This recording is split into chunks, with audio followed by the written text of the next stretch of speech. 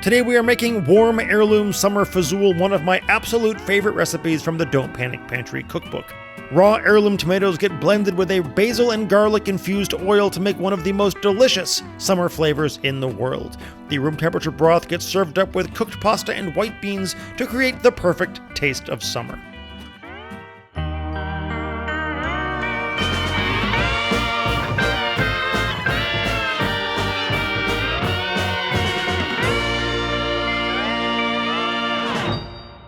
This is one of those recipes that I'm very proud of, unlike the other ones, which were garbage. First things first, we're going to take garlic, and we're going to slice it garlic and put cloves it in this little pot. We're going to take these basil leaves off of our stems here and save them for later. If some of them are a little kind of ratty looking, I might just throw that in as well.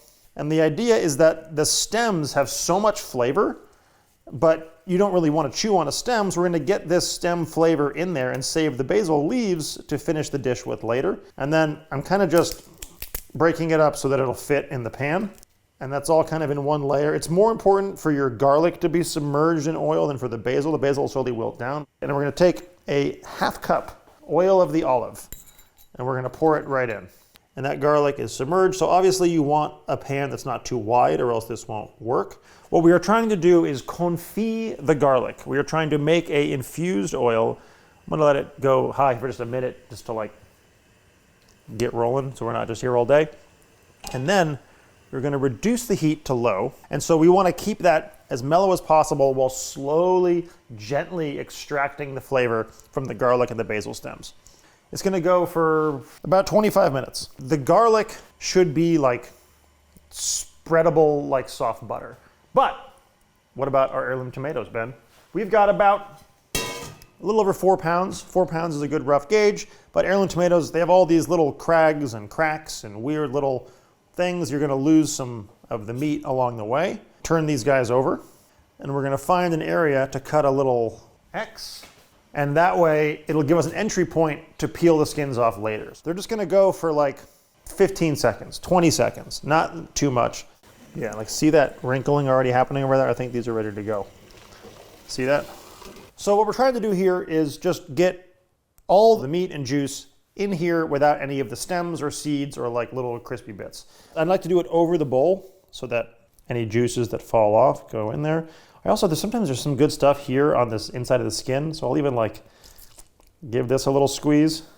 And just any crunchy spots you want to take out. That's kind of what we're going for here. So here we've got the beans we're going to use. This is the equivalent of 2 cans of beans. This is 3½ cups of beans. I happen to have beans that I already cooked, beautiful Rancho Gordo cassoulet beans, but any white bean will work. You could also just take 2 cans of beans, crack them open, ready to rock. So these are, I think, done now. It's been about 20-25 minutes. These look very soft. The garlic is like, kind of has a little bit of browning on the edges. The basil is fully wilted down. Pour this right in here.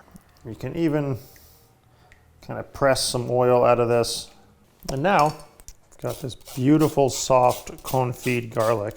And this you can kind of keep in the fridge for whatever. You can mash it into some butter and spread it on some toast. It's just delicious. Here, watch this, Ben. Oh, it's for me to try. Yeah. Just salt and confit garlic. Oh my God. It's delicious. Basically, this oil is delicious. It's ready to go, but it's a little warm still. We don't want to cook the tomatoes when we blend it together. So we just want to let this kind of cool a little bit. You want to use like a small pasta shape for this. Ditalini is great. These are little cavatelli. They kind of want to mimic the size of a bean for this. Season this with some salt. Nothing too crazy. You can always add more salt later. It's kind of like you're making an emulsified dressing where you're slowly pouring oil and you're going to let it kind of blend together. One of the cool things that this emulsification process is it helps combine the wateriness with the oil to thicken it and kind of bind it. And now look at this beautiful color. And see how it's like kind of thickened a little bit too, this emulsification process? If you're making pasta with soup, like when you're making regular pasta fazool from this episode, you can either cook all the pasta, mix it together and serve it all right then. But then if you're not going to eat it all, it's going to start to absorb all the juice and get very kind of thick and sludgy. And so you're better off cooking the amount of pasta you want to eat right now. But also, if you want to double the tomato side of this, and you're like, there's a ton of tomatoes, I've got 8 pounds of heirloom tomatoes, you could do that whole batch and then just take this right now as it is and put it in delis and freeze it and save it for later. So the pasta will be hot, the beans will be hot, the bisque will be room temp, and together it is warm fazool. All right, so this is just about cooked. It's like 30 seconds shy, so now I'm gonna add in our beans. We're gonna basically just bring this back up to a simmer, and then we're ready to rock. And now we'll just start adding ladles of this right in here. And then we're gonna kind of get this all combined, and we're gonna season it. And then we'll add a little more broth over each bowl individually.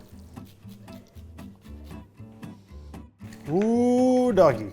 It's just a perfect dish. It's like hearty and light and sweet and acidic. The cooked flavor of basil and garlic, this raw heirloom tomato flavor. I'm embarrassed by how much of this I can eat. Turn the camera off, Ben, leave, I need to be alone.